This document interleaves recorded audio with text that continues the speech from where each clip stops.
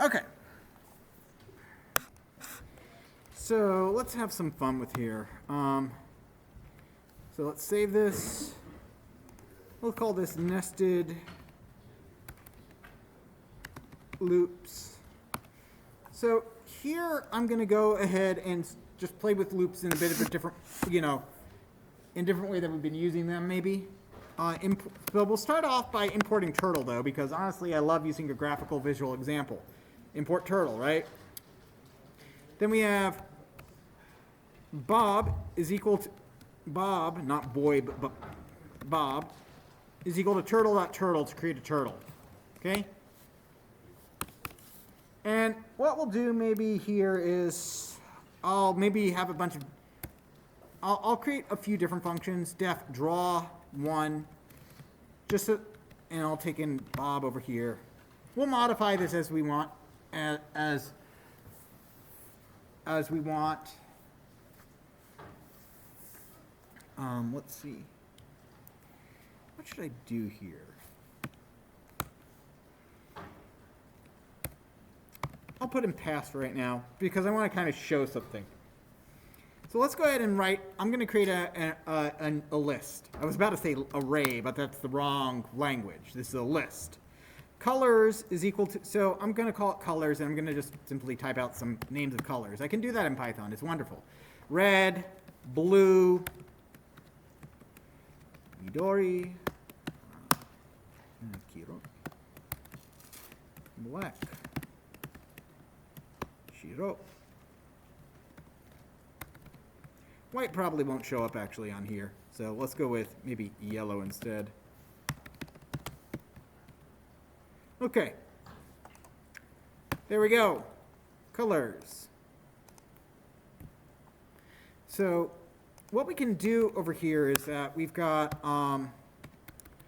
so Bob dot, let's see, so Bob's a turtle, and we know that turtle has a couple of different, what is it, set color. Let's go and look them up. I always forget them, that's fine.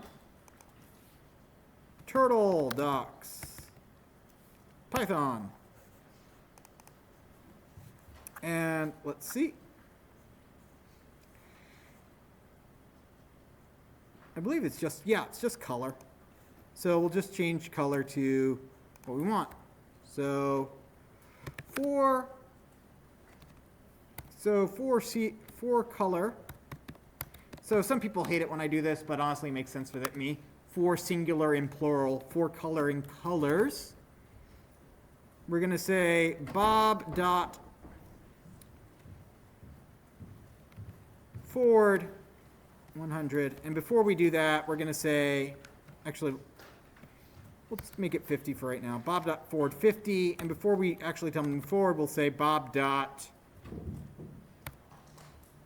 color. Maybe we'll change it to a different name so that we have less going on here. Let's see. So we'll choose color C. Okay, Bob at 50. And then it's a bit hard to see there, Bob. So let's go ahead and say Bob dot pen size, and we'll do maybe 5. Let's go ahead and increase that. Let's go ahead and make these bigger. 10 and 100, so we can see this a bit better. Okay, that's a bit more clear to everybody, right? Than that really thin line. So what did I do? Okay, what did I do? I had a very thin, so what I did is I said, let's go through this. Import turtle, Bob is equal to a turtle, and we set the pen size to 10, right? That's just to make the lines thicker so you can see them for all the way up here. Okay. Then I created an array, a list of colors: red, blue, green, black, and yellow. And I said for each color, change Bob into that. For each color in the list, change Bob to that color and move forward 100. right? So change him to red, move forward 100, change him to blue, move forward 100, change him to green, move forward 100, change him to black, change him to yellow. Make sense to everybody? All I did was just move him forward 100. So again, you can iterate over multiple different things. And this is part of the reason why I wanted to do this, because this will kind of help us with understanding this. I'm going to do something that's very similar to the extra credit, but they're also very different to the extra credit for this. So I've got a list of colors here. We can change it later. Let's actually change, maybe we'll add in a 6th color, because then I can get hexagons, and hexagons they're really nice. They have a lot of nice properties, so that way I can have 6-sided shapes, and that's a very good place to be at. Okay, so now that we've seen how this works, I'm going to go ahead and for each of these functions, I think what I'm going to do is I'm going to pass in the size that I want things to be of the side. So we're going to draw a bunch of shapes. And what I'm going to do is I'm going to say the size of the side, and I'm going to pass in colors. And what we'll do is that we're going to draw some shapes. This first function is just going to draw a shape. How many sides it's going to have is based on the number of colors it has. So since this has 6 colors, this is going to be a 6-sided shape. Make sense? Let's start off with so let's go ahead and say for each side, in range, so len colors. So this is going to run as many colors. This is going to run as many times as there are colors. Make sense? Okay. Bob dot color sorry, let's go ahead and, instead of doing that range, what am I doing? For C in colors. This will also run as many times as we have colors, but now I can go through and get the individual color, right? So change color. And Bob dot forward. So everybody kind of see that, let me see. Instead, I'm going to do size over here.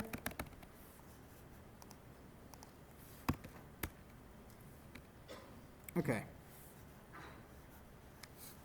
So if I do draw 100, and colors, everybody kind of see now that what's outside of the loop and what's inside the loop are identical, right? Everybody kind of see that? That basically I'm just replicating what's not inside the loop. Everybody see what's inside the function, what's outside that I just commented out? They're essentially going to do exactly the same thing. Move forward 100, go through each color. Right? So draw required 1 positional argument colors. Draw 1. Oh, let's see. Draw 1. What did it? Oh, right. I missed Bob. I forgot to pass in Bob. There we go. That's all of them. Okay. So now what we'll do is that in order to make a shape, he needs to actually turn, right? And if we remember, we're going to turn, the way we figure out how much he's going to turn is that each shape, if we were making a shape, a equilateral shape, or sorry, a regular shape, then we want each turn to be exactly the same, and we want the turn total to add up to 360 degrees, right, to make a full turn.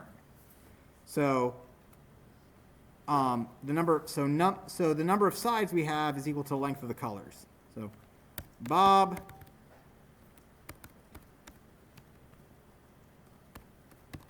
dot right or left, it doesn't really matter, 360 degrees divided by how many colors there are. There's going to be 6 colors, so it will make 6 turns. So we get a hexagon like that, right? Make sense? Everybody follow that part? this goes all the way back to like one of the first few weeks, which is that if we wanted to make a square, we would turn 360 divided by 4. If we wanted to make an octagon, we'd turn 360 divided by 8. If we wanted to make n turns, or an n-sided shape, we'd turn 360 divided by n. This is equal to the number of sides because, or we're saying that let the number of sides be equal to the number of colors there are. Right? That's what we're saying. Number of sides be equal to the number of colors. If I were to pass in instead a separate function, a separate amount, draw 1 Bob 100, and we can just simply define something over here. Red, blue, green, yellow, so nice big primary colors. Close, close, run. With 4, we'd get ourselves a square, right? Nice primary colors. Okay. So that draws us, so everybody sees how draw 1 gets us a shape, right? Another way we can go, so now obviously since we're drawing one shape, let's draw multiple shapes. And there's kind of two ways that we can go about this. We could go about, or two different fun ways we could do this, because we're going to make basically a spiral of shapes. Okay? So, way number 1, we could, which is that we're going to draw a bunch of shapes that are just like the ones we just drew, where each side is a different color. That produces one interesting result. Another one we can do is that we can draw a bunch of shapes where each shape is a different color, right? And that just really depends on where we put this for loop and where we put our change in the color. So because we're working with draw 1, why don't we go ahead and do that. Draw 2. So here I'll say Bob, size, colors, and instead what I'll do is I'll throw in a fourth argument. Num shapes, which is how many shapes I want to draw, okay? So what I want to do is, let's see. So I'm going to keep this draw 1. So we know how to draw a shape with the multiple. So right now we're working on drawing a shape with the multiple sides, with the multiple sides each being a different color. And this is the first kind of strategy for dealing with nested for loops. For shape in num in range, num shapes. We don't need shape. We could easily just be this. Okay.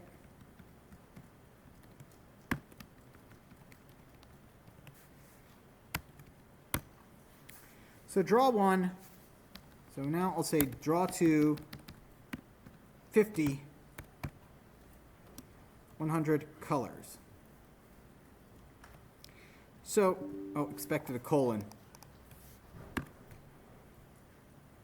Okay, so right now this isn't going to do anything crazy, but what I wanted to show you, if it's kind of hard to see, but you might see the flick on each of the corner, a little flicker every so often, right? And that's Bob moving around.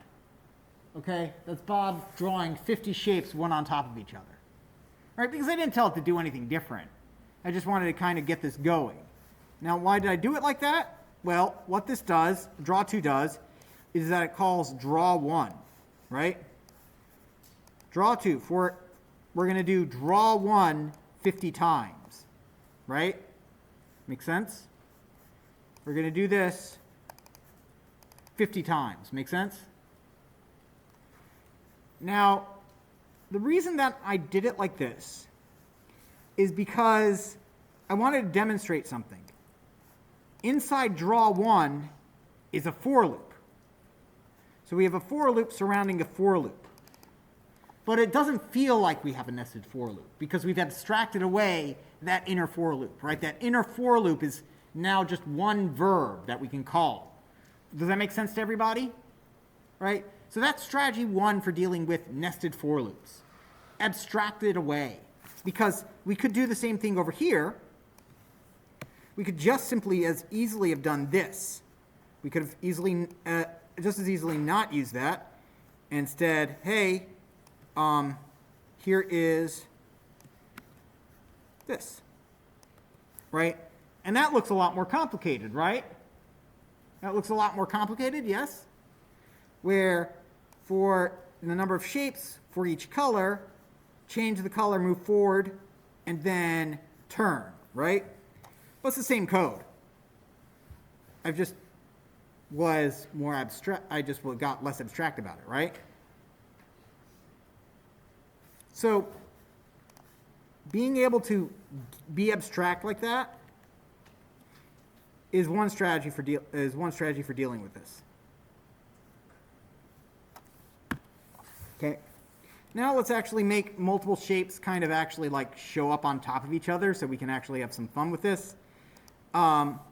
So let's say we're going to draw a shape and then we need some way to vary it. Maybe Bob.write 360.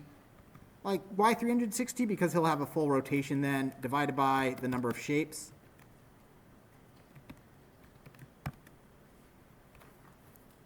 And then we can start doing something like this. So each time he draws a shape, he slightly turns. Let's go ahead and speed this up. I think we do that by Bob.speed 0. Or is it set speed? Nope, speed 0. So there he goes as fast as possible. And you know, unfortunately, different parts of it overwrite different other parts of it. But we get an interesting kind of pattern going on as a result, right? So there you go. And he ended up back where he started, in the same orientation that he started in. So all I did to do that was I just simply said, okay, after you draw the shape, rotate a little bit, right? Now, let's go ahead and tell him to move forward, maybe just a little bit. Size divided by, how much? So let's go size divided by 50. Let's see what happens over time. I'm experimenting here. This is the kind of part that I'm not as good at. So we tell him to move forward just a little bit. So you can kind of see how it's just moving slightly off center, and he's drawing a tiny little circle in the middle. Let's see what happens if we go a bit more of an intense change. Yep, that's going to be a fairly intense change. So just by doing this little bit, right, we're able to make this large adjustment to the way the shape looks.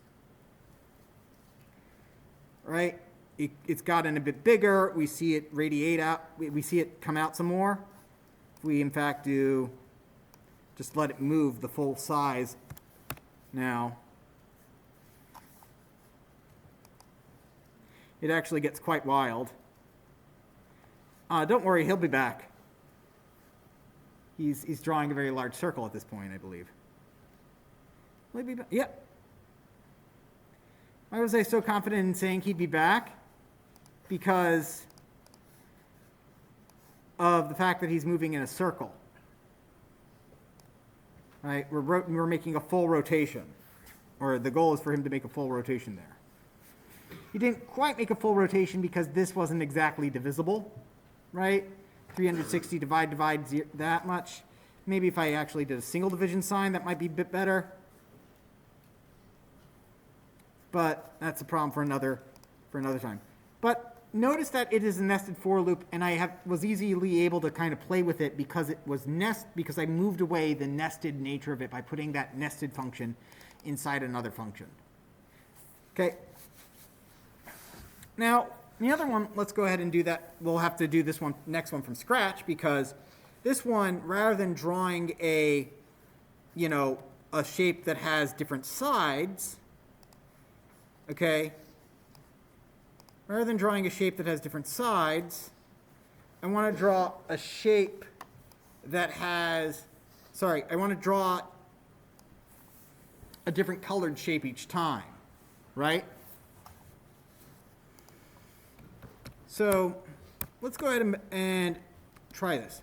So def draw 3. I don't even know what arguments I need right now other than Bob and colors, right? Though what I'll figure out the rest later. I'll figure out the size right now, actually. I know that I also need the size. So, okay. So now what we'll do is that we'll go ahead and simply draw shape here, right? For in range, and let's go with, we can be a bit explicit and say the number of sides, num sides. So here we're going to change this up a bit, because the colors used to be tied to the number of sides you had, and now they're not. The color, each shape is going to be a different color in this problem. So for blank in range, num sides, right? Bob dot.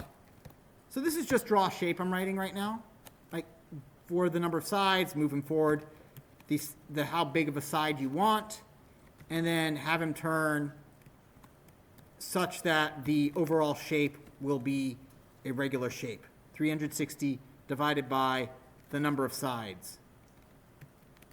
Num sides. Great. Draw 3. Okay.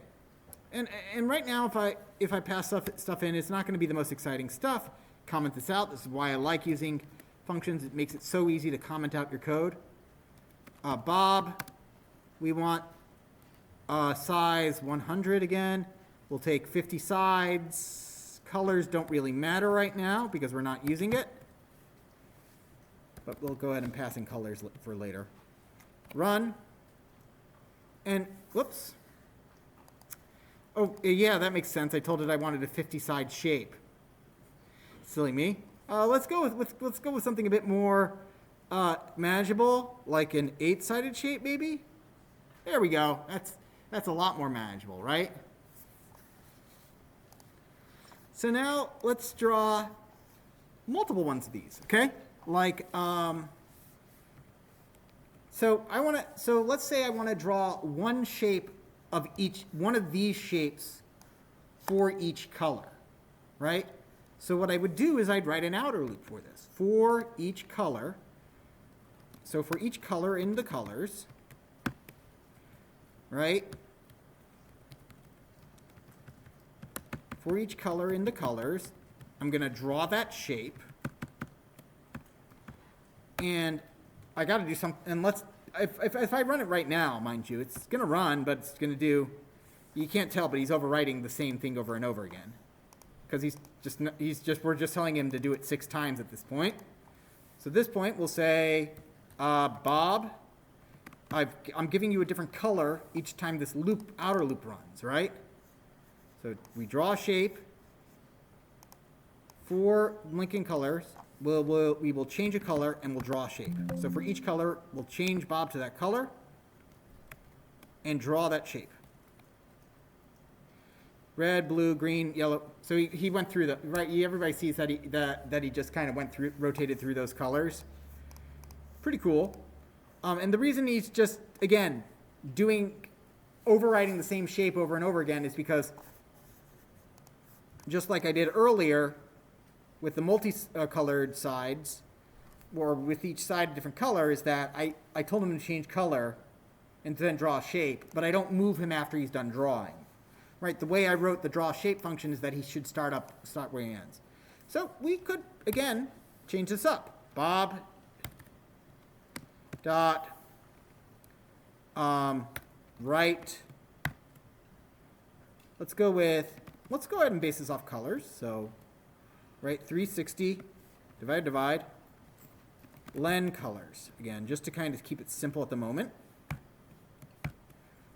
So now we'll draw the color, we'll draw the shape, sorry, we'll change the color, draw the shape, and then rotate them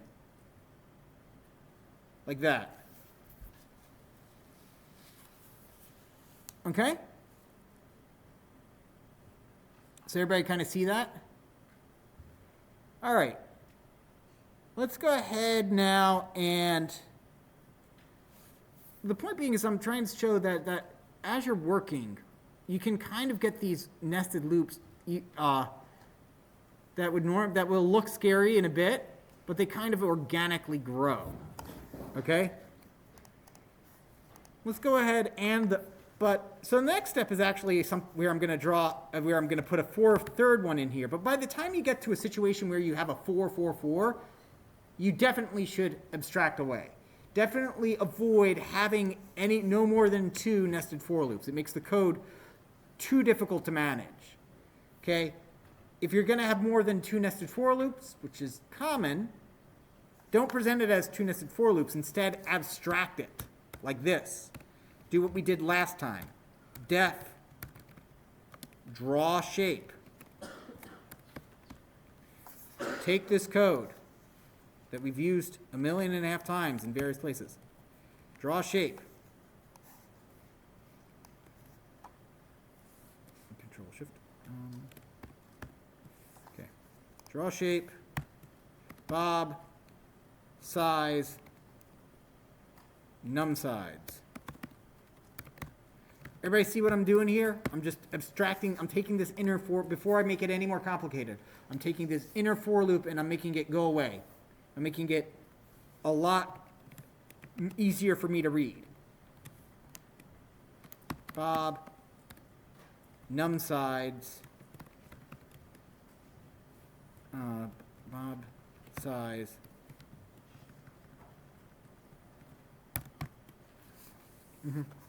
The order here, size, num sides, or num sides and size, doesn't really matter so long as you're consistent, right? You know, I don't want to switch it up between num side. Like I would have liked to have done size, num sides first, but oh well, forgot. That's the mistake I made, and I'd either have to spend some class time fixing that, or I'll just learn to live with it. So same code I've just abstracted away that for loop, except that I wrote a lowercase here rather than an uppercase. That happens. And part of the reason why I fixed it so quickly is because this is not the first time or the second time or the third or the 300th that I've made that mistake. I've made that, well, maybe not the 300th. Probably less than that, but probably above like 100, where I've misspelled the variable names. Well, if it's just, yeah. So now, we've got this.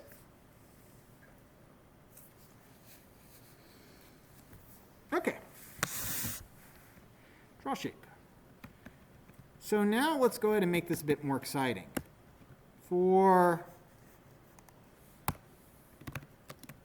don't know what to do here. Let's experiment. For in range, let's do, again, until I figure out what better to do over here, I'm just going to play around for a bit. 40. Okay. We're going to draw this. And then we'll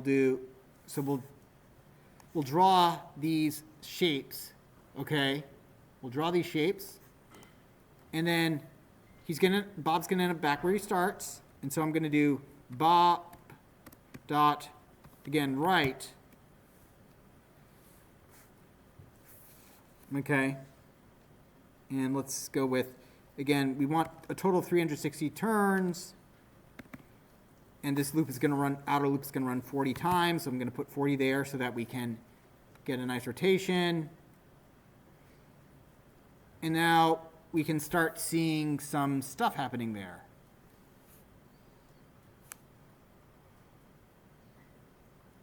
Okay.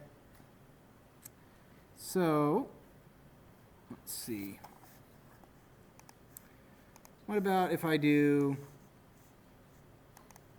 Bob dot instead of doing an even amount, let's go ahead and say turn that amount plus 2 and Bob dot forward. Yeah, forward 50.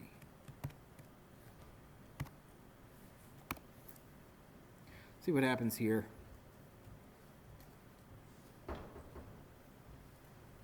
So by adding a little bit of perturbation in, or just like making it a bit more wild, we make the shape a lot more intricate and a lot more complex.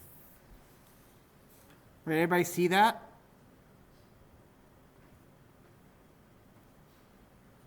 This is the kind of, so kernels honestly are pretty terrible for graphics, except for this one thing, which is doing spirograph kind of stuff. Turtles are really good at doing spirographs. Oh, and if you're wondering why it's taking so long, well, we're drawing 8 shapes in the inner loop, and then we're doing 40 of those 8 shapes.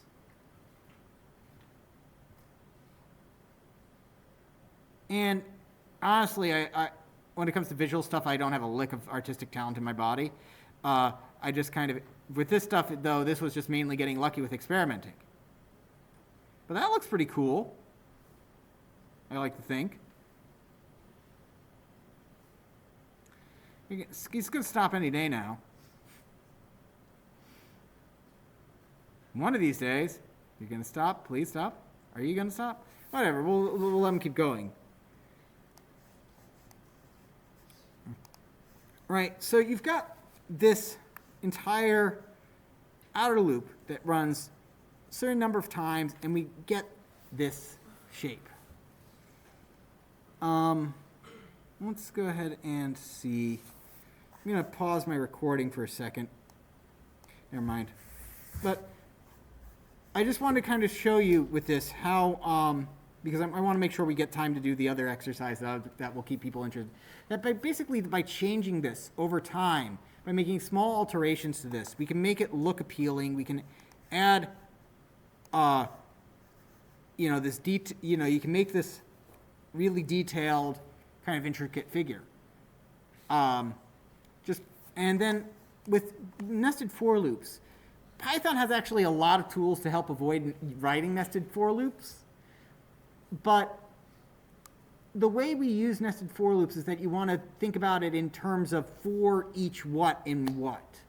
Or we're going to do, or for each something, or in this case we had an inner loop which said for color and colors, and then we did it a certain number of times. So like when we parse files, when you have a for loop, it might be along the lines of for each line in the file, and then for each character in the line.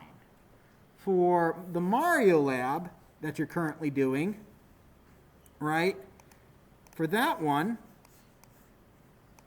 right, which I saw, and what this was prompted up with was what I saw online last night, which is for this one where we do the Mario stairs, okay, where the idea is that we need to draw 8 rows, right? Sorry, we need to draw like a height number of rows. So for in range height, right, we need to do this. Print, right? And I'll just put 4 here. Right? For the Mario, we just print something out. And if I put in 5, it will print out 5 rows, right? Make sense? But what we want to do is we want it to for the way the Mario stairs worked, it was that we want, if I put in 5, then I want 5 on the bottom, right? Then I want 4 on the floor above that, and then 3, and then 2, right? And then 1, right? Everybody follow that? Which means, though, that we want, like,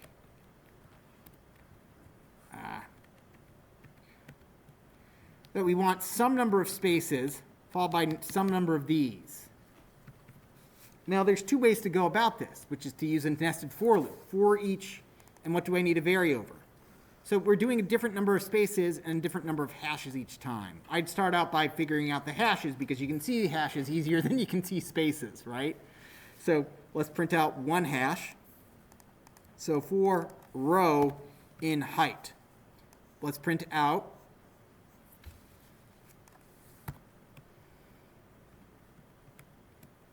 a hash mark. We run it, and we get 5 hash marks. Vertical. Great. Great, you say. That's nowhere close. It actually is very close. We've got the number of we've got the number of lines. So the next step would then either be to do this. So rather than printing out that hash mark, we'll say for each mark, so for each in range row, print out a tick mark. We'll print out a hash mark, and then we have to say end. Here's the key for that, which you've hopefully learned to do in your previous labs. End is equal to that. So hopefully you learned how to do this in lab form 5, right? End the line like that, and then when we're done making the line, do that. So here if I run 5, so if I put in 5,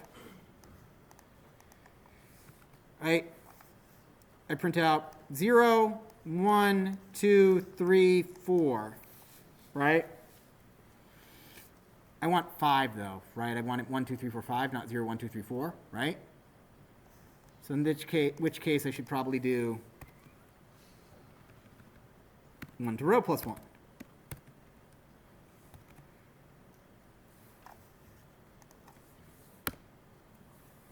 To row plus 1 through row plus 1. Did it not run? 1 up to but not including row plus 1. What did I mess up? Yes? Is this like when you said it's supposed to be 1 plus row so that it comes on the other side, or no? It's not like that. Sorry? Is this like a previous lab where you said the 1 has to be on the other side, so it's 1 plus row? Or no, it's not like that? Not like that. It should be 1. We should be doing, right, because I started out with 0. And, oh. Okay, so here, 5. Okay. Very weird. 5. So first time we did row plus 1. Oh, row plus 1 would be 0. 0 to 1. That'd be 1. Yes. Okay. So that's what we wanted to do. We wanted to do. Honestly, though, again, and then we'd have again, and then, so you'd have something like this, and then above that, okay, you'd have row plus 1. So on row 0 you'd want 1. On row 1 you'd want 2. On row 2 you'd want 3. Right? Make sense? But honestly, with Python, as much as I want you to build this skill, I also want you to think smarter, not harder.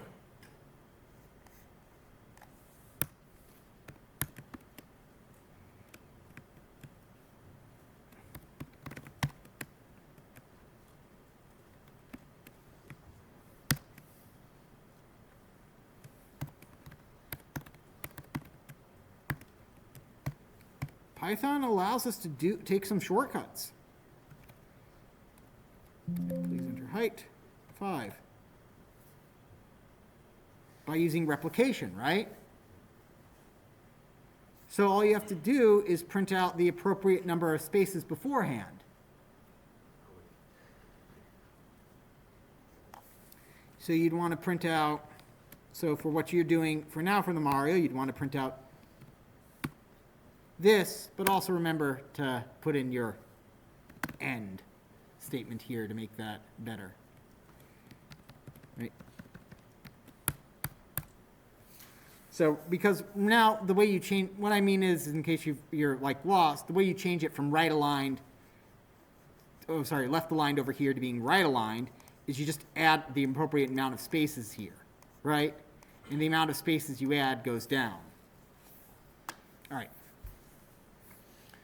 So I think I've spent half the class on nested for loops, so we're going to briefly go over, so we're going to completely change topics right now.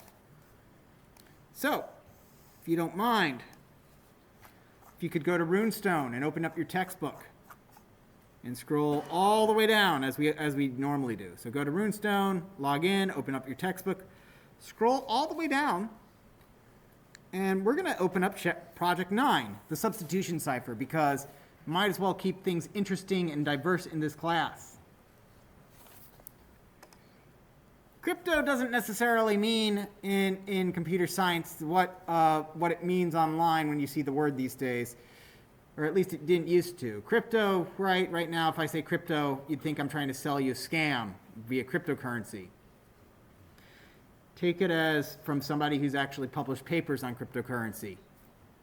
The vast majority of the use cases are scams. So, and again, this is coming from somebody who made money selling Bitcoin, mining Bitcoin, and writing a paper, and didn't make money, but made a publication on blockchain. So, yeah, don't get involved in crypto.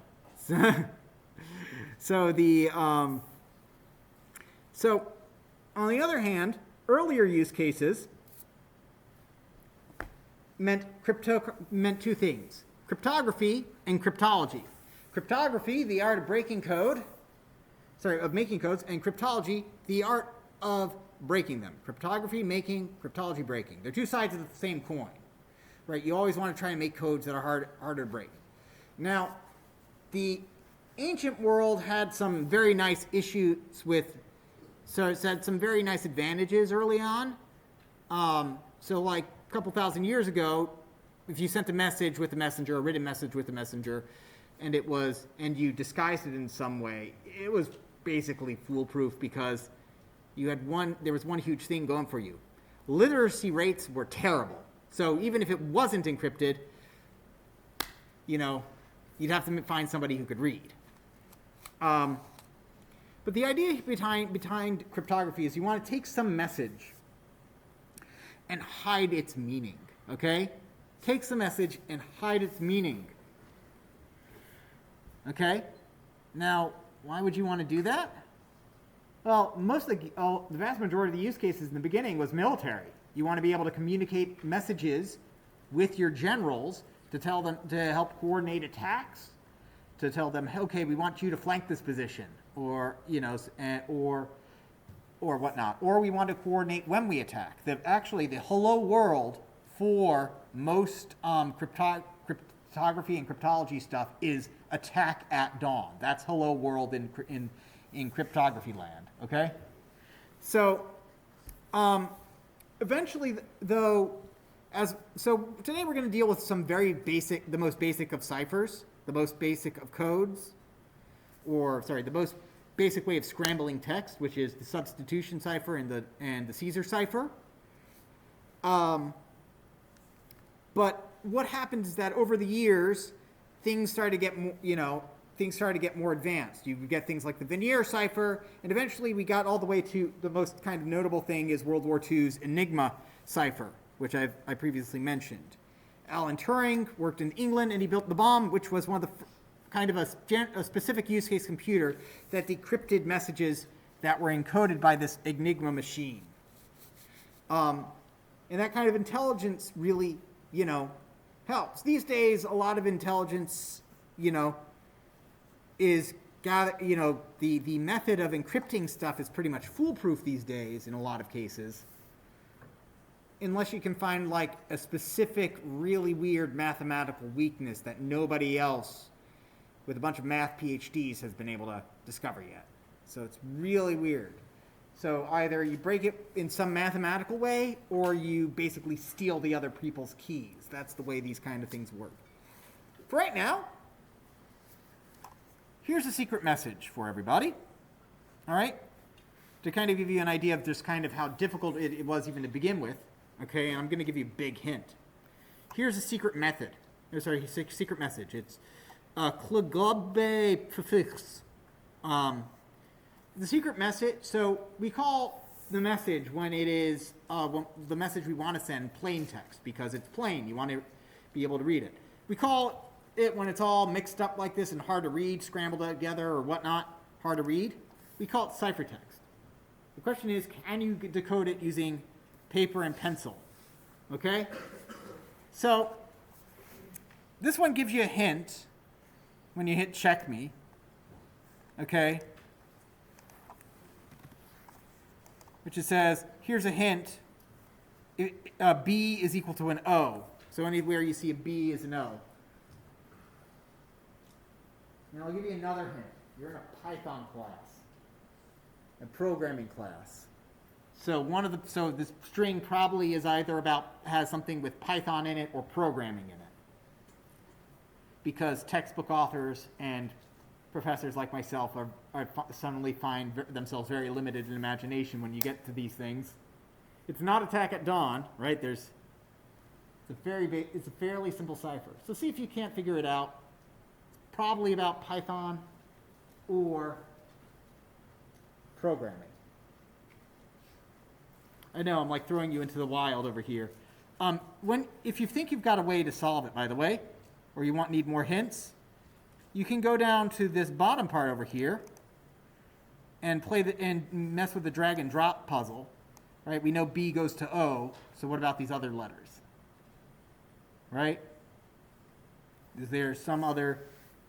Can you use that relationship with B and O on other letters? Take a few minutes.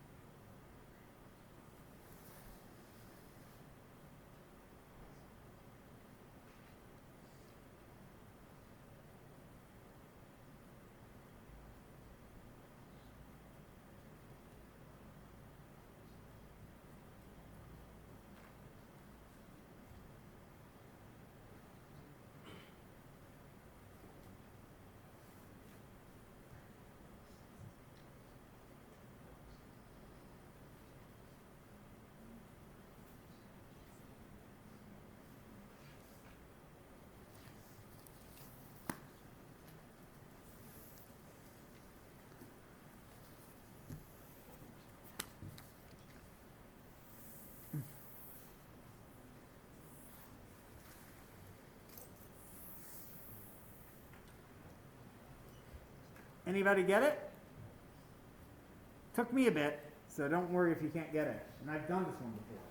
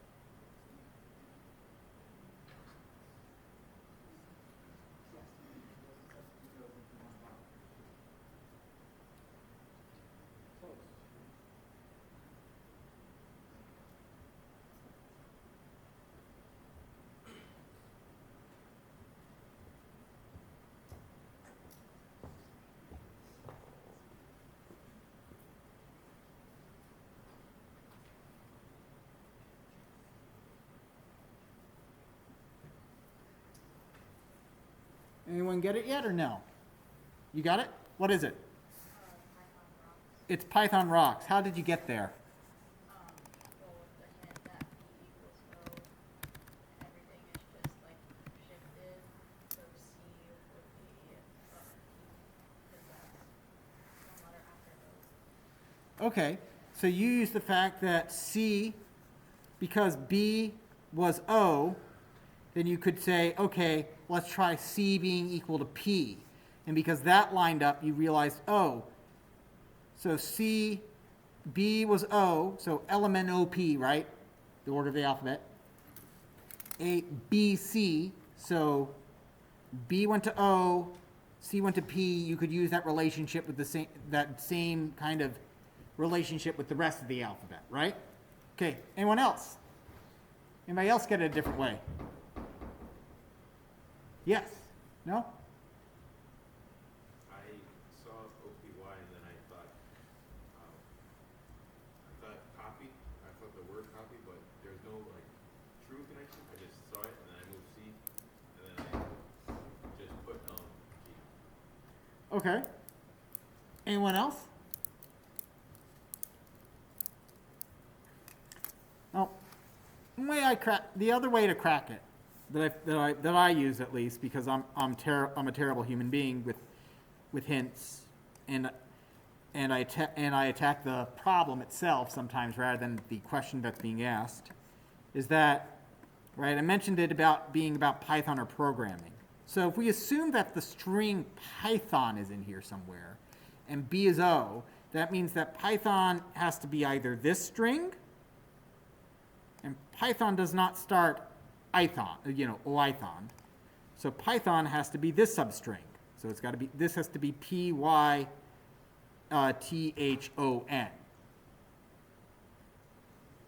And then from there, we had an O here. And from the rest, it was kind of like figuring out, okay, what kind of fits. And Python rocks fits.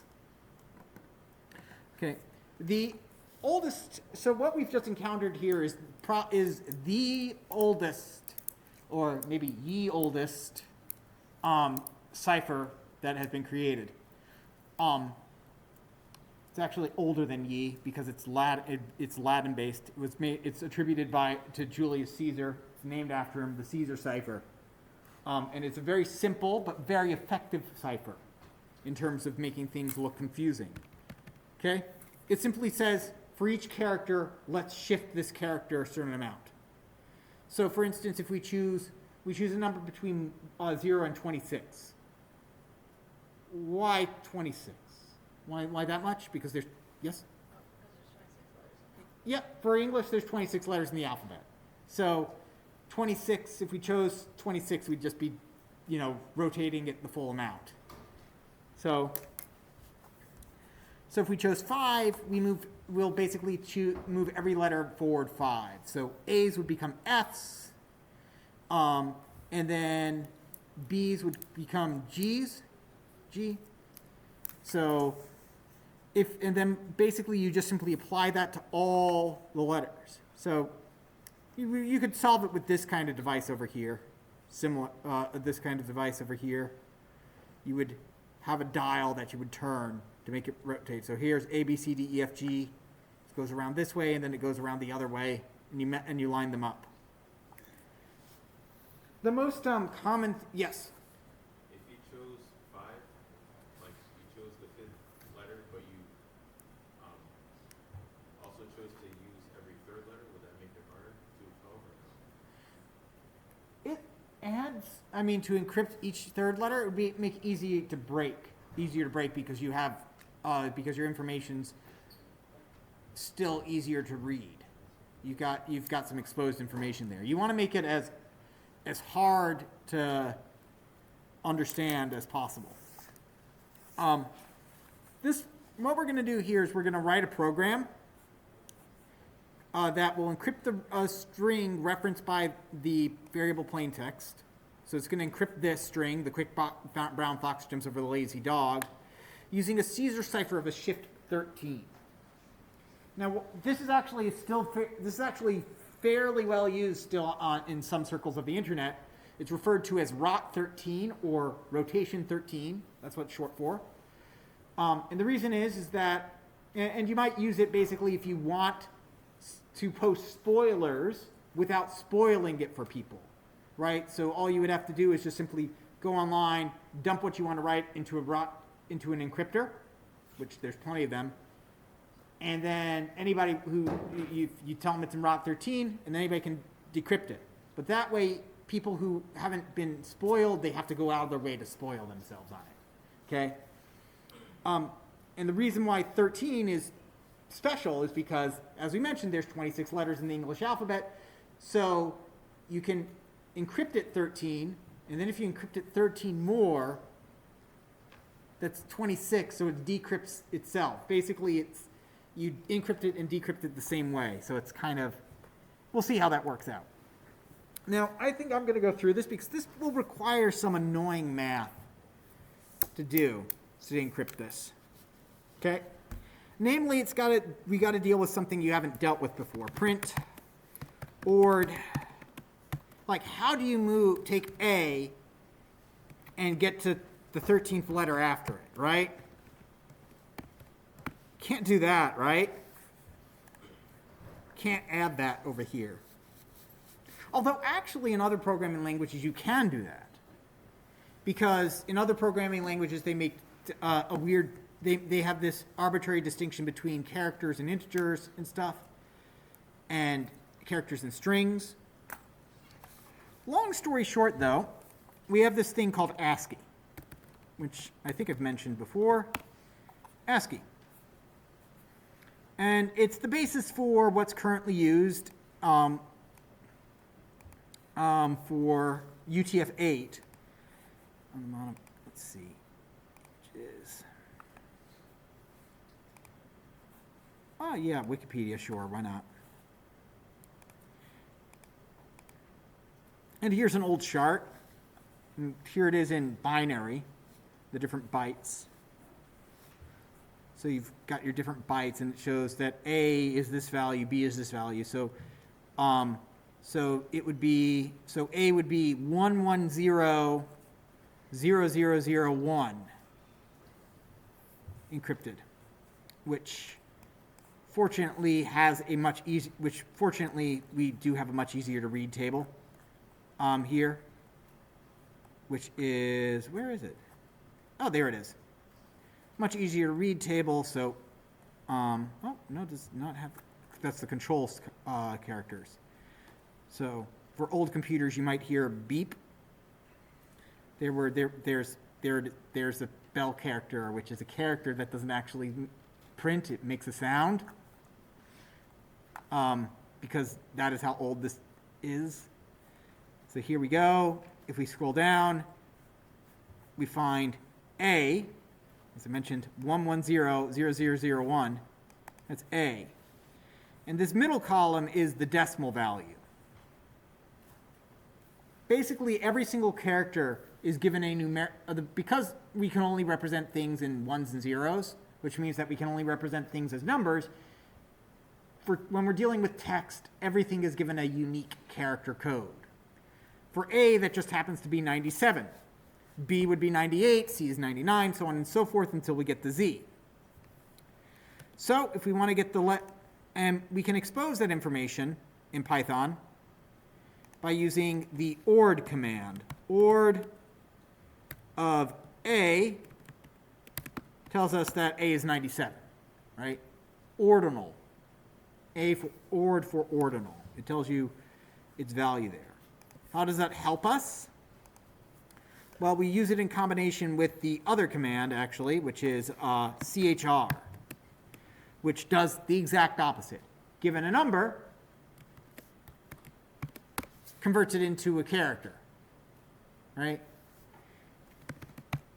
And again, we're not using ASCII anymore. We're using UTF-8. So if I said something like this, I'm going to get characters. Part of this is made sure so that you can actually read, or rather that basically we can communicate basically with any language using the same character set, and it doesn't look like gibberish on anybody else's computer. So, okay.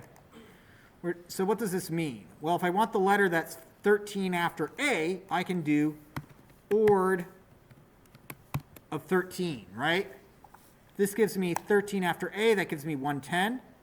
Yes, yes, I know. That gives me 110. And then I can, so I get this value, right? Word 13.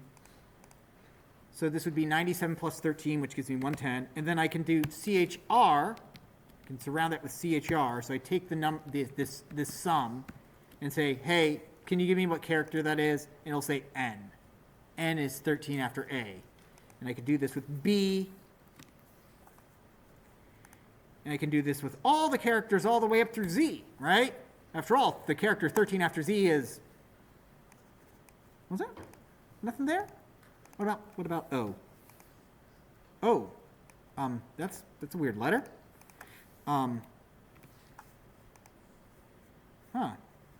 What's going on there? Well, there's other characters after this, right? We've got bar over there, we've got tilde, we've got the curly brace. But what's happening there is that we are once we get beyond once we go beyond N, we start getting into some issues. Now, again, we're kind of limited for time, so I'm going to go ahead and skip ahead and kind of show you how we deal with it. But the answer is, of course, math. It's always math, isn't it? The idea here is that if I want to go, what I'm going to do is I'm going to do something weird. In other programming languages, I would simply do something weird like this. I'd say letter minus, I'd start out by saying letter minus A. But you can't do that in Python, and it looks weird anyway. So I'm going to go ahead and write just a encrypt, which will take in a letter and a key. In this case, the key is always going to be 13. And what I'm going to do is I'm going to change this, I'm going to change the letter and into whatever it needs to be encrypted into. Okay. The way I do this is that first I need to get this into a better range, right? And the way I do that is I'm going to say, rather than dealing with the numbers from 97 to 122, that sounds like it's going to be a lot of if-else checks, right? Trying to make sure that's in range. So we're not going to do that. Instead, what we're going to do is we're going to cheat, and we're going to move all the numbers into the range of 0 to 20, from 0 up to, but not including 26.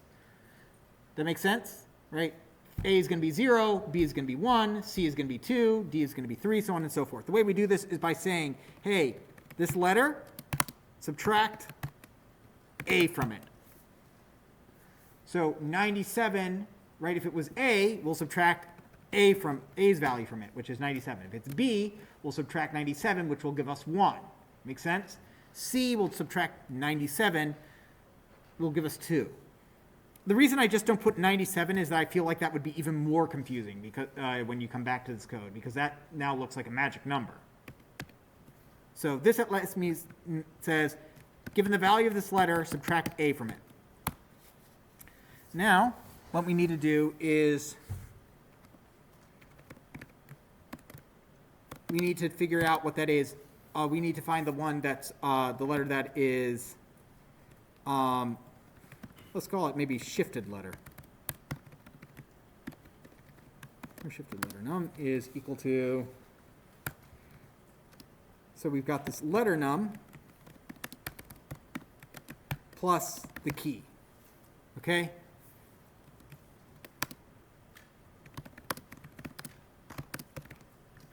I'll be coming back to there, okay? Because this is the part that requires the tiniest bit of math. I swear, it's not that much more math, but it's useful. It's one of the use cases that's good to know about how this works. So we shift it into the value we want, right? Then we go back to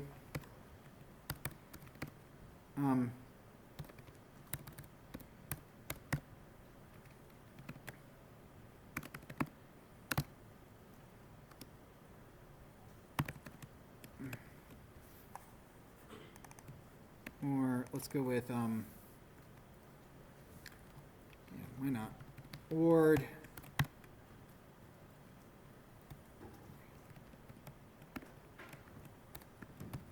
of A, shifted letter num plus ord of A. So notice over here what we did is that we shifted it between 0 and 26, right? We moved this down to the range of 0 to 26. We added the key, and now we put it back into the range that we originally came from 97 to 122. And the way we do that is by adding 97 back in. We subtracted 97, we did some math, we're going to do 97, and then we return, we are going to get back the character represented by this number. Maybe I'll call this encrypted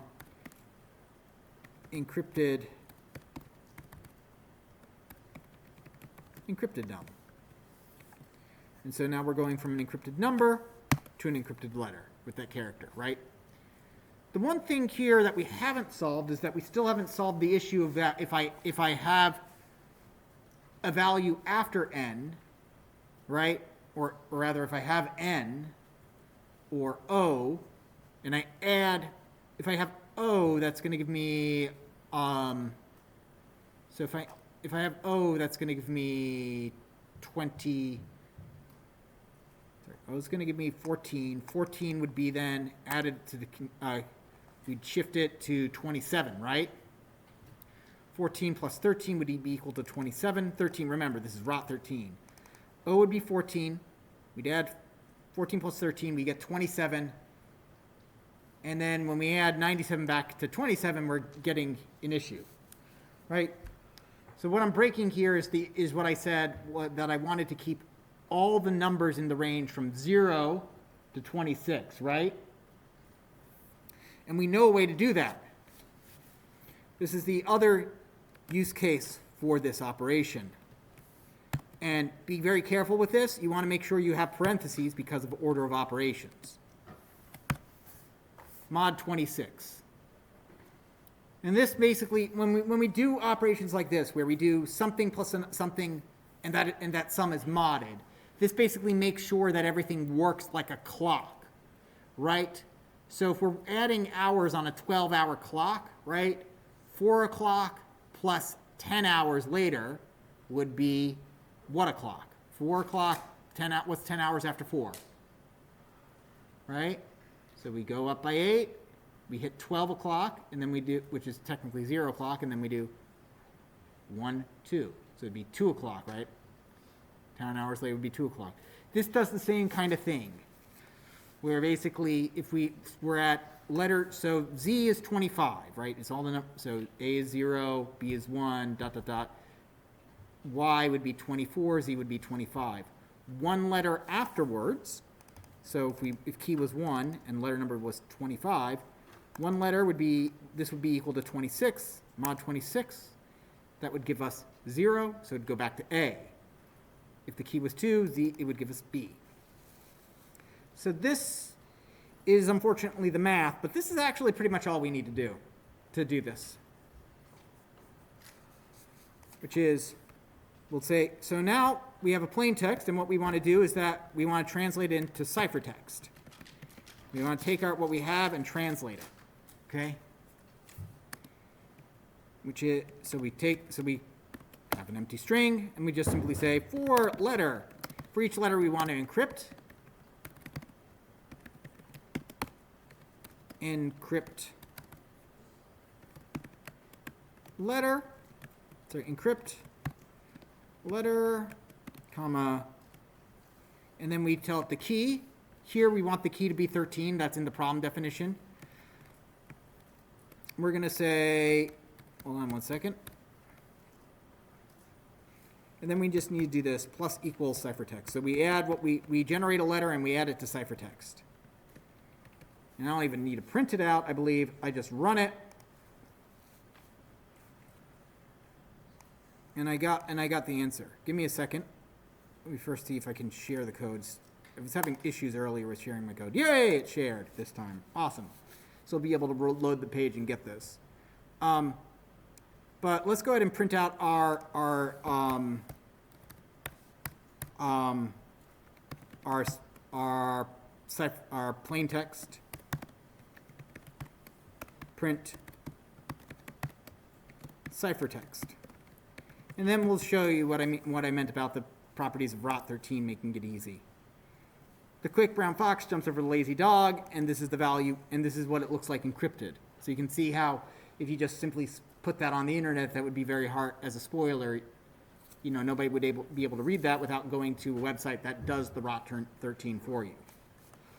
Now, the cool thing about this, and the reason it's useful and easy to implement, is because what I'll do is I'll say, let's see, I don't even need to write a separate for loop for this. So here, I'll take the, here, I'm going to break it up a bit. Encrypt is equal to encrypted letter, okay, is equal to encrypt. So everybody just see, I just simply am storing that. I'm breaking up into 2 lines unnecessarily here, right? Everybody see that? Now though, or if I encrypt the encryption, okay, ciphertext 2 plus equals encrypted letter 13, and I print out the result if I encrypt every encrypted letter. Oops, I don't need to download this. Oh no. I get the original text, which is pretty nifty. Why? Because I encrypted it by shifting it over by 13, and then I told it to shift over another 13, right? 13 plus 13 is 26. And when you encrypt something and when you do a Caesar cipher of 26, it goes all the way forward. Now, unfortunately, the next thing you'll find out is that this is actually rather easy to break, and will be the last thing I show you before spring break. It's rather easy to break because all you have to do is you have to try 25 different things. So here, I'll grab my encrypt thing that I did over here. Here's the ciphertext, okay?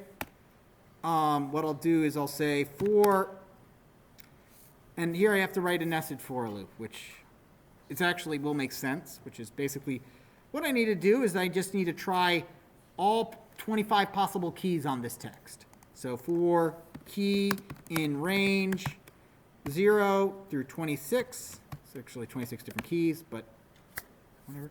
So we're going to try every single key, including the key of 0, which is not encrypting it. Plain text is equal to blank. We're going to decrypt it, and we will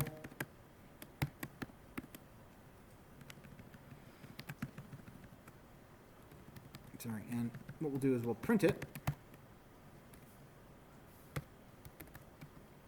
And yeah, I could write a separate function technically for decrypting it, but I don't need to here. Because basically,